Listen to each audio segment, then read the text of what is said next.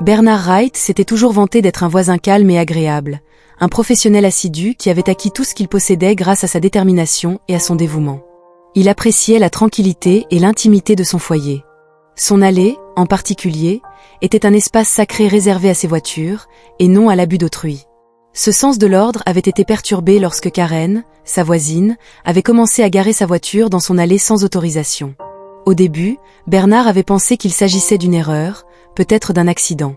Il s'était approché de Karen avec courtoisie, lui expliquant que son allée n'était pas un espace de stationnement public et lui demandant de se garer dans la rue. Elle avait réagi par un haussement d'épaules dédaigneux et un commentaire désinvolte, balayant la situation en prétendant qu'elle ne se garait que pour 1 minute.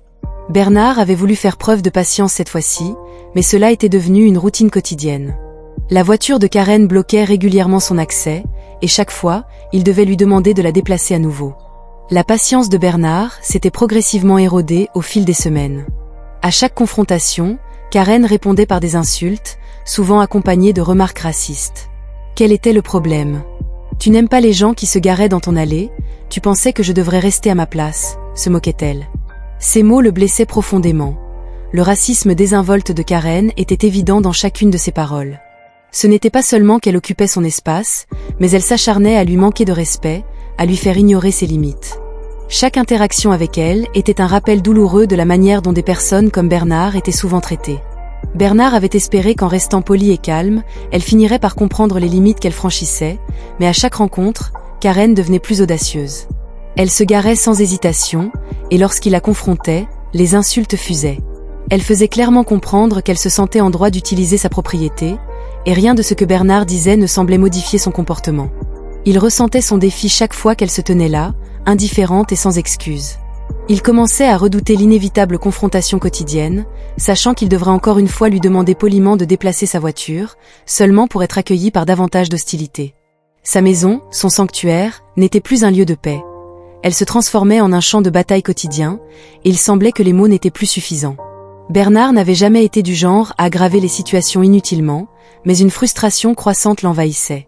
Il était fatigué d'être traité avec mépris, sa patience avait atteint ses limites, et il était clair qu'il devait agir. Les actions de Karen n'étaient plus simplement un inconvénient, elles constituaient une attaque continue contre sa dignité. Il avait besoin d'une solution pour mettre un terme à cette situation une bonne fois pour toutes. Bernard faisait les 100 pas dans son salon, réfléchissant au comportement de Karen. La dernière confrontation avait été particulièrement désastreuse. Karen l'avait accusé de faire tout un plat pour rien et l'avait traité d'insulte raciale lorsqu'il lui avait demandé une fois de plus de déplacer sa voiture. Elle semblait se réjouir de sa frustration. Après des semaines de mépris, quelque chose en lui s'était brisé. Il avait essayé toutes les approches civilisées, demandes polies, explications, et même menaces d'appeler une dépanneuse, mais rien n'avait fonctionné. Karen ne se souciait pas de sa gentillesse et ne le respectait certainement pas. Elle se sentait en droit d'agir comme elle le faisait, peu importe ce qu'il disait. Bernard savait qu'il devait agir de manière plus ferme, mais il ne voulait pas en arriver là. Il décida alors de se procurer un chien, mais pas n'importe lequel, un gros chien intimidant. Il voulait un animal qui ferait comprendre à Karen qu'elle ne pouvait pas se garer dans son allée.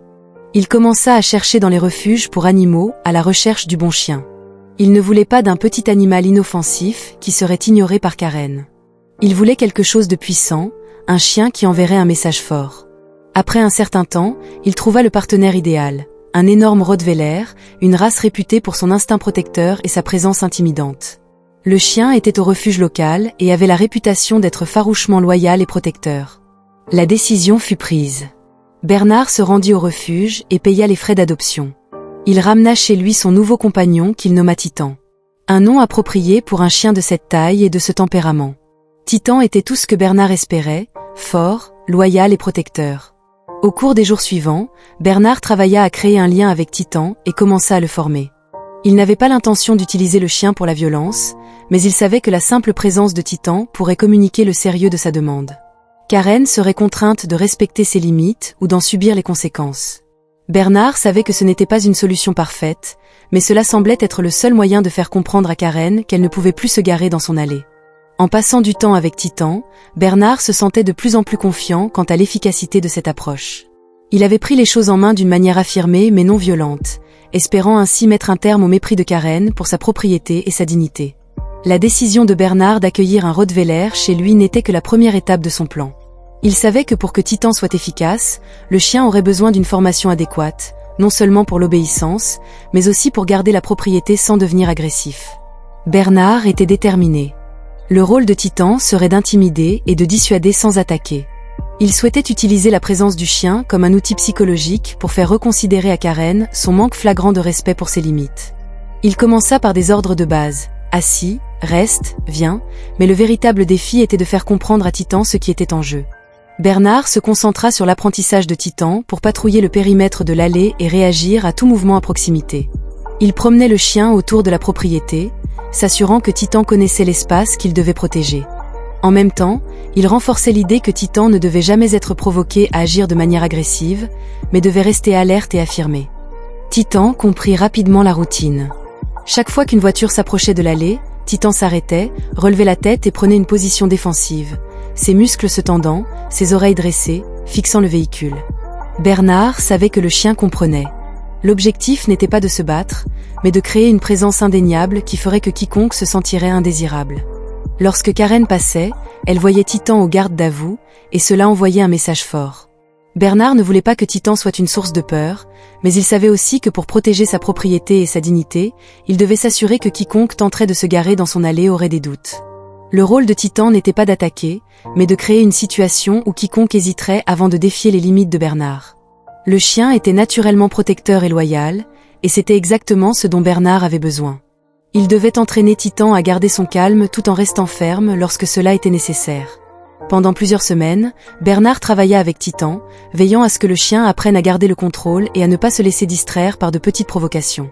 Il avait besoin que Titan soit calme mais inébranlable.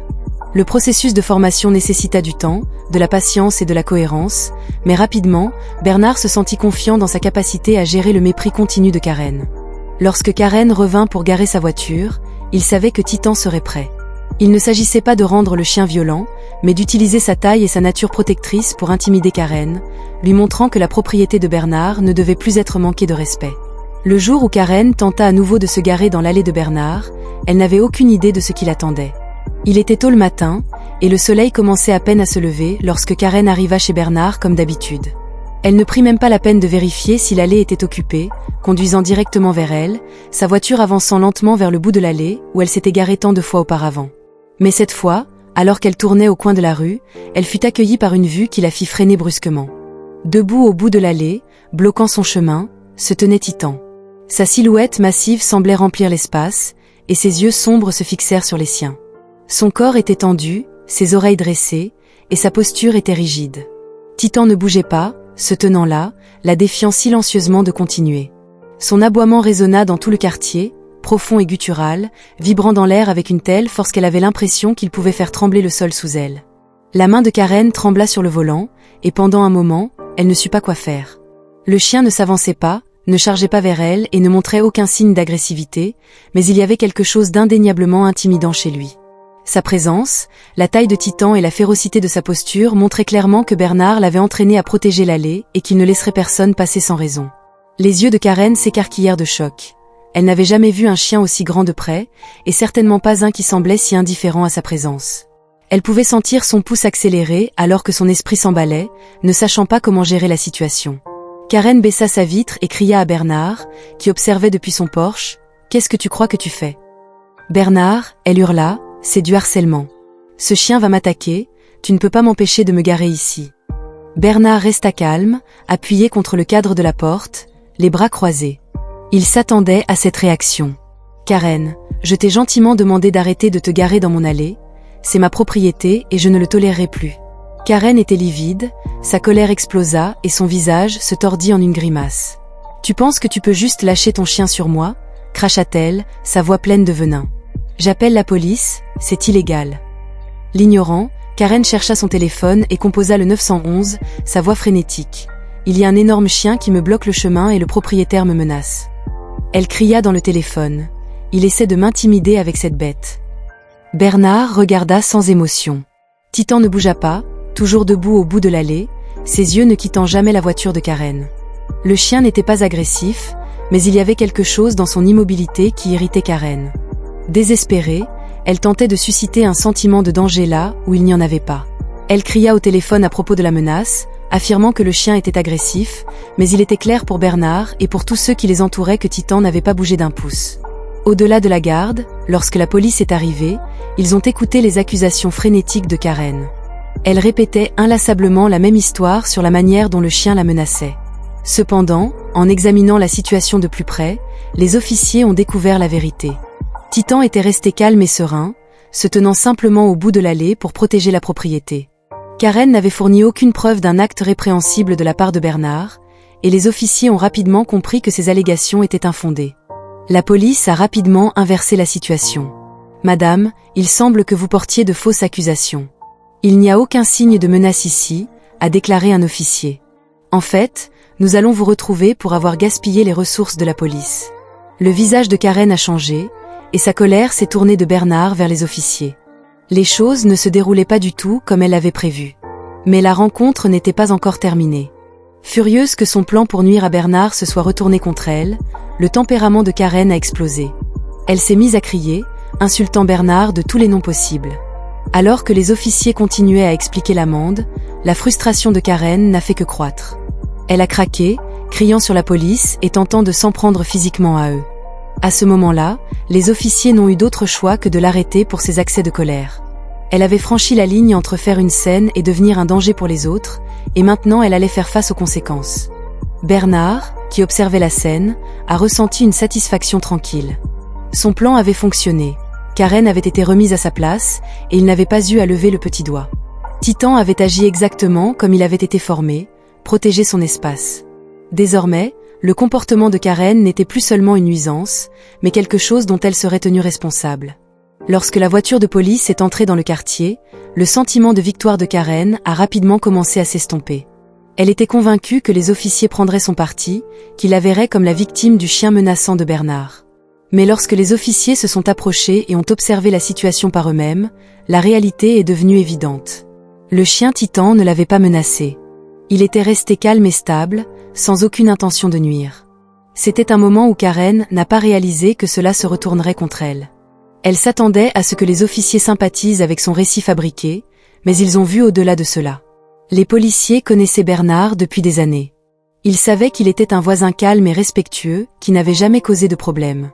Ils avaient été témoins de la manière dont Karen avait ignoré à plusieurs reprises ses demandes, se garant dans son allée et utilisant des insultes raciales lorsqu'elle était confrontée.